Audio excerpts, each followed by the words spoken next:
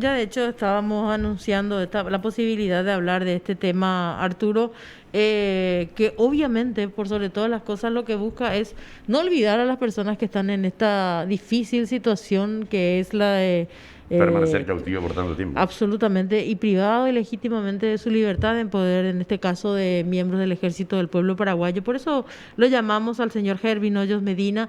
Muy buenas tardes, antes que nada, gracias por darnos la posibilidad de compartir información que obviamente usted conoce a profundidad.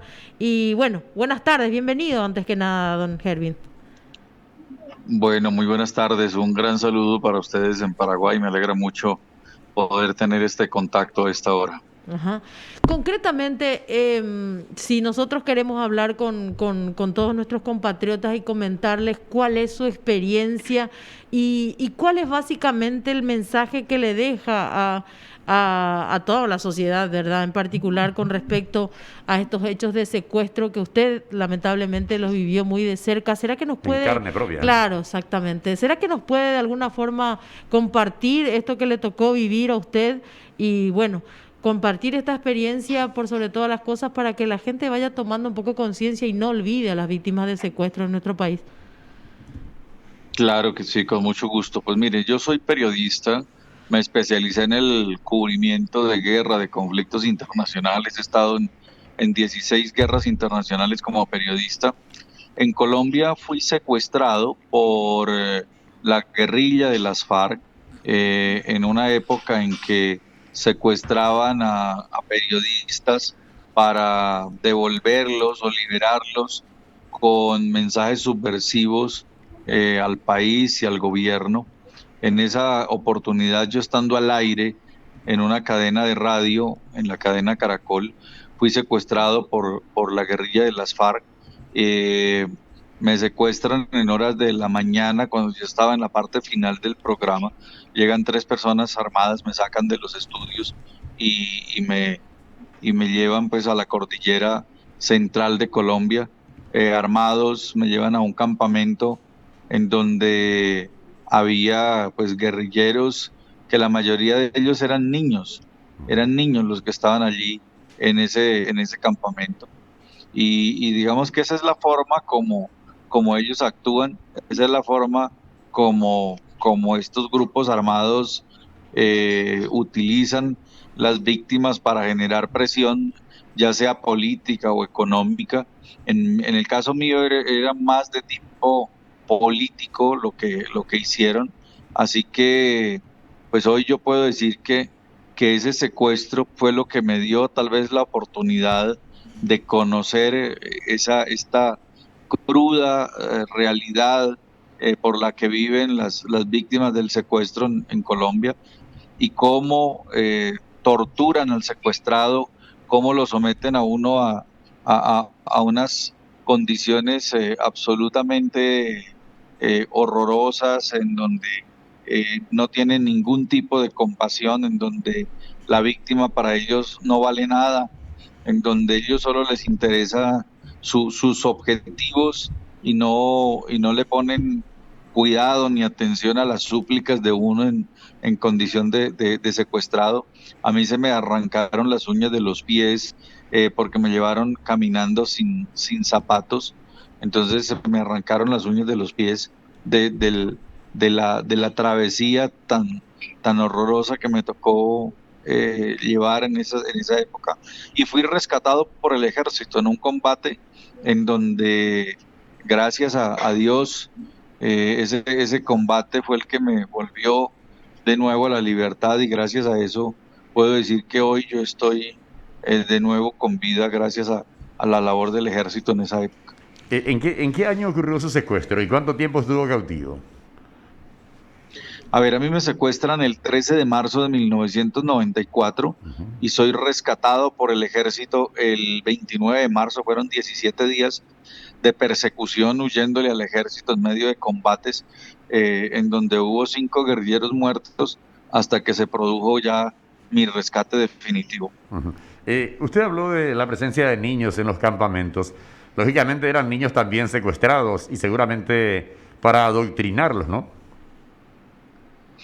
No, eran niños, sí, nosotros hablamos de reclutamiento Exacto. forzado. Sí, sí, sí. Entonces eran niños reclutados que se los llevaban desde muy pequeños. Había uno que tenía más o menos 12 años y yo le dije, ¿y usted cuánto lleva aquí? Me dijo, yo ya llevo como 3 años. Ujú. O sea, era un niño de 12 años y ya llevaba 3 años, imagínense. Y se les notaba el coraje, la fuerza, el entrenamiento, el rigor, el odio, porque les infunden a ellos mucho odio, mucha rabia contra la gente, contra la sociedad, contra las autoridades, contra el Estado. Entonces eran niños que yo digo tenían la mente envenenada porque así los convierten a ellos. Y eran niños muy ágiles para combatir. Y yo les preguntaba, ¿y a ustedes no les da miedo morirse, no les da miedo que los maten? Y entonces decían, pues que no, que uno, al final a ellos les dicen que la vida no vale nada. O sea, tienen desde una corta infancia, un desprecio por la Sí, sí, vida sí. de ellos mismos. O sea, Ujú. si esas personas no valoran la vida de ellos mismos, pues mucho menos van a valorar la de otra persona. Entonces, eso hace parte de la ideología que les inculcan a ellos.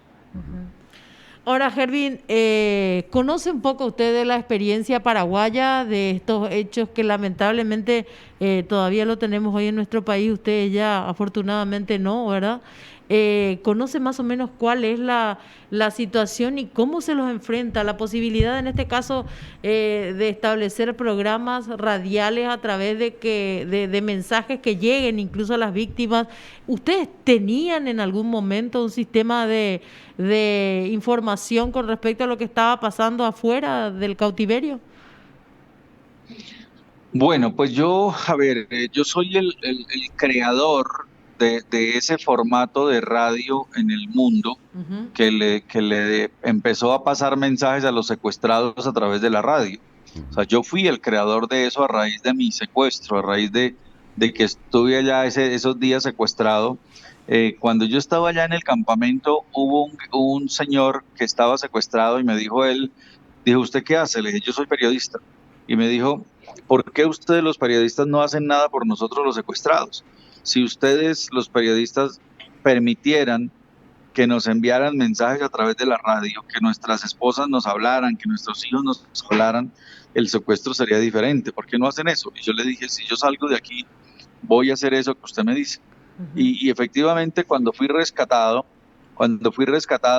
pues lo primero que hice fue llegar a la libertad y a los 15 días ya de haberme recuperado, lo que hice fue hacer un programa en la radio para que las familias le hablaran a los secuestrados. Entonces, de esa manera se crea el primer programa de la radio en el mundo dedicado a secuestrados que se llamó Las Voces del Secuestro. Y ese programa duró 24 años en la cadena Caracol, una radio de mucha cobertura nacional e internacional. Y ahí tuvimos 24 años el programa vigente. Por ahí traspasaron más de 24.000 casos de secuestrados.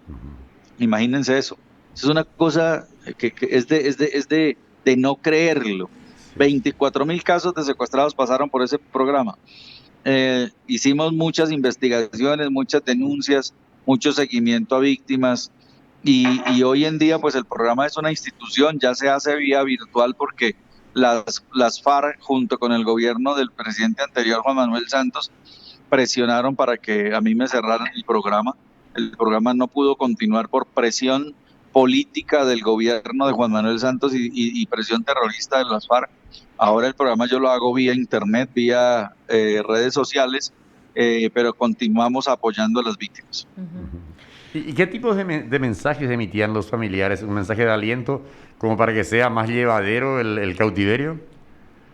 Correcto, es un mensaje, a ver, el mensaje que hacíamos era un mensaje que las familias le enviaban al secuestrado sin dar información que contribuya a darle ventajas militares a los terroristas, a los secuestradores. Entonces Ujú. el mensaje iba netamente humanitario, de solidaridad, de apoyo psicológico, de ayuda, donde le hablaban los hijos, le hablaba la esposa, la mamá, el papá, los hermanos. Nos íbamos rotando porque, claro, en el tiempo en la radio es muy corto y tenía un programa de 6 horas. El programa duraba 6 horas y podían pasar a veces hasta 180 personas en 6 horas. Eso nos tocaba casi de a minuto, minuto y medio máximo por cada uno, muy rápido para que fuera ágil el programa. Entonces, el programa se volvió un carrusel de dolor, de angustia, de felicidad cuando regresaban secuestrados a la libertad, o de profunda tristeza cuando los asesinaban en cautiverio. Era una cosa absolutamente estremecedora escuchar ese programa. Ajá. Don Gervin, concretamente, ¿cree usted que Paraguay está por el camino correcto? Obviamente que todo depende de una decisión política superior, ¿verdad? Pero Paraguay está por el camino correcto. De hecho, nosotros hablamos de que no hay, por ejemplo, un crecimiento de las fuerzas, en este caso, del ejército del pueblo paraguayo, como es en Paraguay, pero se están haciendo bien las cosas como para combatir a esta organización que, por lo que usted describe, obviamente tiene una fuerza que radica justamente en lo que hacen en la psiquis de las personas que integran esta fuerza, ¿verdad? Hablamos de niños y usted decía, son agresivos, son increíblemente agresivos, violentos y tienen odio, ¿verdad? O sea, algo que normalmente no encuentra usted en la media de los ciudadanos, ¿verdad?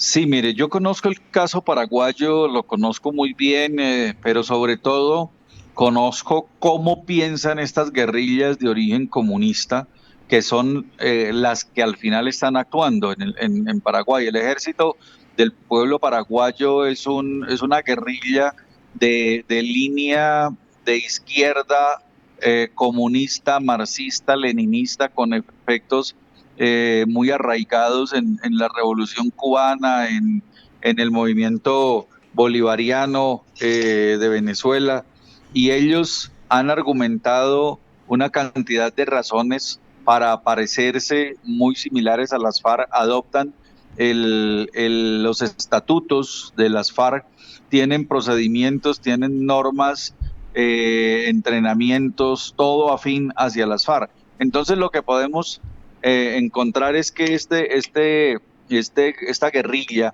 que tiene esa orientación ideológica no actúa sola. La guerrilla es la punta del iceberg.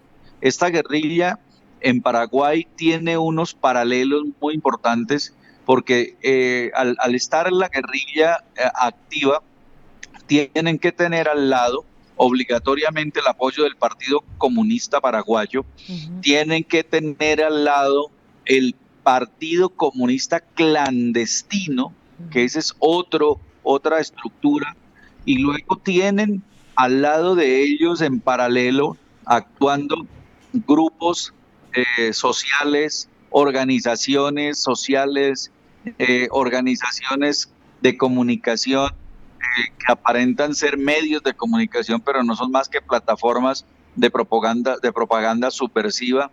Tienen que tener penetradas las estructuras del Estado, infiltrada gente en el Estado, en la justicia, en las altas cortes, en el Congreso. Tienen que tener una penetración muy importante. Para ser ya grupo armado es porque tienen ya una estructura infiltrada en todas las esferas de la sociedad, en las universidades. Ya deben tener un trabajo muy importante realizado con los jóvenes para el adoctrinamiento, para lo que llamamos el transbordo ideológico inadvertido. ¿Qué es el transbordo ideológico inadvertido?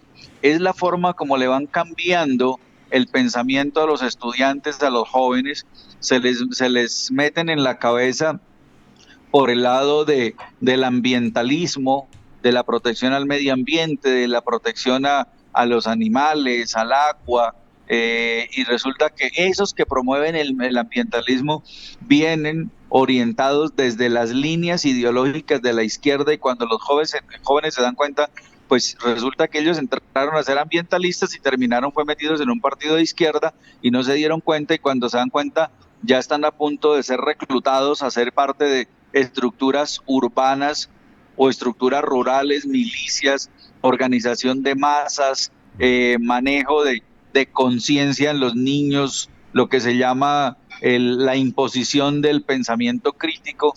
que la imposición del pensamiento crítico no es más que otra estrategia de adoctrinamiento en los colegios, en las escuelas, en las universidades, en donde llegan a reclutar muchos profesores y esos profesores se vuelven los que les inculcan a los estudiantes esta ideología. Así que para que el partido, este grupo, el Ejército del Pueblo Paraguayo esté activo, es porque ya tienen una estructura dentro de la sociedad que está trabajando al lado de ellos, que los informa, que los mantiene dateados, que les da apoyo para poder cometer secuestros, para poder cometer extorsión, para cometer todos los delitos. Se necesita una plataforma de apoyo en la sociedad. Si ellos estuvieran solos, no sobreviven. Claro. Ellos sobreviven porque tienen penetrada la sociedad dentro de los ejes del poder. Incluso es posible que ya hayan logrado penetrar hasta las fuerzas militares y de policía para tener información confidencial de las operaciones que hay contra ellos y lograr evadir las autoridades. Así que yo estoy alertando y he venido hablando en distintos medios en Paraguay, diciéndoles lo que hay, lo que viene, para que empiecen a desarrollar un buen trabajo social de desenmascarar y desmantelar este ejército del pueblo paraguayo, esta guerrilla comunista, que detrás de esa tiene una gran estructura clandestina que viene trabajando para la desestabilidad del país. Claro. Y el siguiente, se habla incluso con forman alianzas con grupos de narcotraficantes, hasta eso.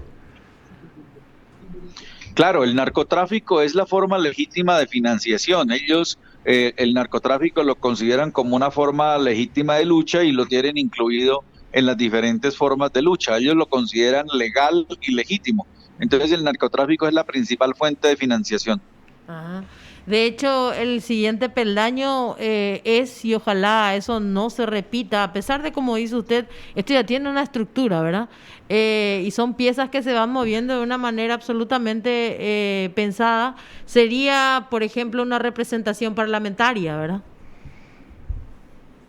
Sí, claro, todo esto lo tienen muy organizado, lo tienen muy calculado. Ellos no trabajan solos, como les digo, hay financiación por medio del narcotráfico, financiación de la corrupción. Son expertos a través de las organizaciones sociales que manejan de buscar contratación del Estado. Son los que más atacan al Estado, pero son los que más se lucran del Estado, los que más le aspiran los recursos al Estado. Son como esos bichos que se le chupan la sangre a los animales. El famoso Los parásitos, exactamente, ahí está. El parásito, se le chupan la sangre al animal, pues ellos viven de chupársele los recursos al Estado, pero son los que más critican al Estado, los que más atacan al Estado, los que quieren desprestigiar las autoridades, la fuerza pública, el ejército, la policía son sus enemigos y no les han hecho nunca nada. Viven en los mejores sitios de las ciudades y viven resentidos con la sociedad. Exacto. Estos hechos que ocurrieron últimamente en Santiago de Chile, en Buenos Aires, con quemas de iglesias, acá en Paraguay, la quema de una bandera, que fue en el Panteón Nacional de los Héroes. Días en donde prácticamente se produjo nuestro último hecho de secuestro. Claro, son señales de este tipo de Claro, todo eso hace parte de ese plan estratégico para la toma del poder global diseñado en el Foro de Sao Paulo. El Foro de Sao Paulo, que ya es una organización que pasa de ser una organización multilateral a volverse una organización de orden lineal, que ya no quieren tener un jefe, sino siguen a una idea, y la idea es la toma del poder en todo el continente y expandirse al mundo. Fíjese que ya saltaron a España, ya eso lograron meter los chavistas a España con esta financiación que le dio Hugo Chávez y luego Nicolás Maduro al partido Podemos, que ahora Pablo Iglesias hace parte de esas estructuras, un tipo metido en corrupción, en narcotráfico, vinculado con las mafias de las FARC, con el cartel del oro de Venezuela, vinculado con Hezbollah, con grupos terroristas, y ahí está de vicepresidente en España. Eso es absolutamente grave. Ese grupo se le está desmantelando ahora a través de de investigaciones que se están haciendo desde América Latina. En Bolivia teníamos esperanzas que en Bolivia se abriera un juicio contra Pablo Iglesias, contra Íñigo Errejón, contra Baltasar Garzón y contra José Luis Rodríguez Zapatero, porque han literalmente estafado a Bolivia. Pero ahora con este gobierno que acaba de entrar, pues muy seguramente la justicia queda de nuevo amordazada y no va a poder hacer nada contra ellos. Y Exacto. así sucesivamente, ellos manipulan la justicia, manipulan todo para evitar que la justicia actúe, y cuando la justicia actúa contra ellos la critican, y cuando actúa a favor de ellos, pues obviamente la exaltan. Y acá también, al igual que las FARC, el EPP también recluta niños. Hace mucho fallecieron dos niñas en un enfrentamiento con las fuerzas de tarea conjunta. Sí, el caso de las niñas que murieron allá, que aunque digan que eran familiares, eso es lo que demuestra es cómo han logrado que los niños ya entren a ser parte de esas estructuras criminales, convierten a los niños desde chiquitos en criminales. Acá en Colombia tienen niños los reclutan de 7, de 8 años, y a los 9 años estos niños ya son gatilleros, le llamamos gatilleros por lo del gatillo del arma, o sea, son los que ajustician personas en la calle y han sido entrenados por la guerrilla, los convierten en criminales desde muy chiquitos. Hoy en una rueda de prensa que hicimos, teníamos el testimonio de una niña que nos contaba que ella tan pronto la secuestraron, la reclutaron, la llevaron allá a las FARC, la convirtieron en guerrillera, la uniformaron, le quitaron, le dieron que ella ya no se llamaba como era su nombre, sino que le pusieron un alias, Ángela.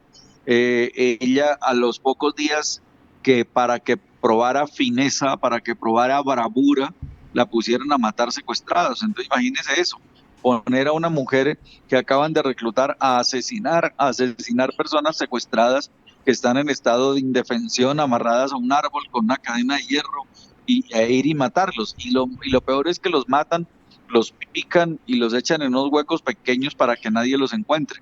O sea, y eso se lo hacen a los muchachos recién reclutados, que para que pierdan el miedo, para que pierdan el temor, para que se familiaricen con la sangre y con el dolor. Entonces un niño que entra a estas estructuras es un niño que mentalmente no se recupera, es un niño que ya queda perturbado, que queda con su mente tergiversada después de ver la cara de angustia y de dolor de la víctima suplicándole que no lo matara. Eso ellos les queda en el recuerdo para siempre. Esa es una persona que mentalmente no se vuelve a recuperar. Jamás, jamás. Incluso concatenando un poco los hechos que ocurrieron en Paraguay, justamente por el caso de estas niñas, días después tuvimos el famoso ataque a símbolos patrios en Paraguay, en pleno centro de la ciudad, en lo más emblemático que tenemos, que es justamente el Panteón Nacional de Héroes. Y bueno, y días después obviamente también se da el secuestro de el señor Oscar Denis, ex nada más y vicepresidente nada de la menos República. que ex vicepresidente de la República, obviamente con un simbolismo político muy importante, por lo que obviamente lo que usted dice no es algo impensado, ¿verdad? En contrario, estamos hablando de algo absolutamente estructurado, por lo menos que desembocó en este último gran golpe que ellos lograron concretar contra la sociedad paraguaya. Y lo digo así porque en este caso nos pone a todos como víctimas. Claro, es que la forma de ellos trabajar el delito, de procesar el delito, es la planeación. O sea, no hay casos fortuitos. Ojo, no hay casos fortuitos. Eso no se dio espontáneamente o esporádicamente porque unos muchachos salieron indignados a hacer esos estragos, esos daños, a causar impacto. No, eso tiene un mensaje que da un contenido motivacional a los que están dentro de las filas, a los que los apoyan. Eso tiene un mensaje que va muy manipulado a hacer entender que ellos se quieren constituir en un poder revolucionario, en un poder subversivo, en un poder terrorista, y ellos sienten que están ganando porque intimidan la sociedad. Ellos sienten que 3 o 4 o 5 que lograron hacer un acto como el secuestro del ex vicepresidente Oscar Denis Sánchez, o de los secuestros que han cometido contra otras personas, o los atentados terroristas sienten que están dominando a la sociedad. Ahí es donde la sociedad tiene que invertirles el mensaje y darles un mensaje mucho más fuerte, y es el respaldo a las fuerzas militares y de policía, el respaldo a la inteligencia, para que ellos puedan actuar y demostrar que realmente quien tiene el control de la sociedad es el Estado, y quien tiene el control de las armas es el Estado, de las autoridades del Estado, y cuando el golpe militar lo da el Estado, se invierten los papeles y la gente empieza a respaldar al Estado. De lo contrario, estos terroristas se empiezan a fortalecer, se envalentonan, se sienten intocables, se sienten más grandes que los demás, y con las armas en la mano y con el dinero del narcotráfico sienten que tienen arrodillada a la sociedad. No subestimar entonces al ejército del pueblo paraguayo, al autodenominado ejército del pueblo paraguayo. Ese sería el mensaje, ¿no? Claro, no se pueden subestimar, además porque tienen ya alianzas estratégicas con otros países. Ya los conflictos en este momento en el mundo ya no son conflictos aislados, los conflictos son globalizados. Hay alianzas de tráfico de armas, de dinero, de manejo de secuestrados, de manipulación de la justicia, y eso ya es global. Entonces ya para las FARC es muy fácil tener el apoyo o darle el apoyo al ejército del pueblo paraguayo, porque es muy fácil ahora, transferencias bancarias, movimientos de platas que no viajan, todo eso se hace mucho más fácil. Recordemos que en el secuestro de Cecilia Cubas participó Rodrigo Granda, el conductor, un criminal que no tenía nada que por qué ir a hacer males a Paraguay. Yo por eso estoy gestionando para que desde Paraguay se le ponga una denuncia penal a Rodrigo Granda y se busque una vinculación formal a este criminal, para que sea, ojalá desde Paraguay, ojalá desde allá fuera, que lo capturaran y lo manden a la cárcel con un juez extranjero. Ojalá pase una cosa de esas que dice usted, sea realmente ejemplificadora para todas las sociedades, porque de lo que usted dice también nos inquieta mucho ir hilando cabos, ¿verdad?, de todos estos fenómenos a nivel América Latina, América del Sur. Y bueno, no hay que perder de vista entonces estas estructuras políticas que lamentablemente corroen bastante, Hervin. Sí.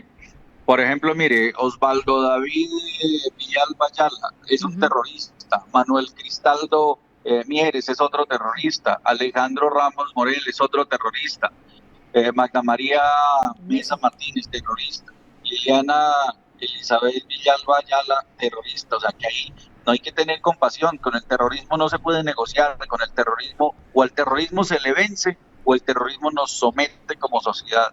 Ese es el mensaje que le debe quedar a la gente, que el terrorismo no es para negociar. El terrorismo, hasta que no descartan la posibilidad de la toma del poder por la vía de las armas, por la vía del terrorismo, por la vía de intimidación, ellos solo quieren el poder, quieren intimidar a la gente y la sociedad. Y la sociedad es mucho más grande que 4 o 5 bandidos organizados con armas y con una cantidad de menores reclutados. Así que el pueblo paraguayo tiene que organizarse, reaccionar y ponerle freno a esto y no dejarlos avanzar, para que no les vaya a pasar lo que nos ha pasado en Colombia. Por más de 50 años. ¿Marta? Y yo creo que es bastante... Un deseo íntimo, que retornen al aire, a través de la señal de aire, a la poderosa Red Caracol de Colombia, una emisora muy importante, y el de ustedes, que es un programa, toda una institución ahí en la querida República de Colombia. Bueno, pues a ustedes un gran saludo y gracias, y aquí estoy yo para apoyarlos, para compartir toda la experiencia que llevo en todo este tema tan complejo de manejar, y que estamos luchando para que no se nos tomen el poder en Colombia. Inmensamente agradecidos, ¿eh? Un gran saludo para ustedes. Muchas gracias. Usted está escuchando PDS. Era Hervin Hoyos, colega de Hervin Colombia, Hoyos. sí, Hervin Hoyos Medina. Él fue víctima de las FARC, en su momento secuestrado, y bueno, una experiencia de vida, en este caso... Que no se te borra nunca más. Y por sobre todas las cosas, si la capitalizás de esta manera, Claro. porque después de volver esos 24 años de servicio a través de una programación que él mismo describía como estremecedora, ¿verdad?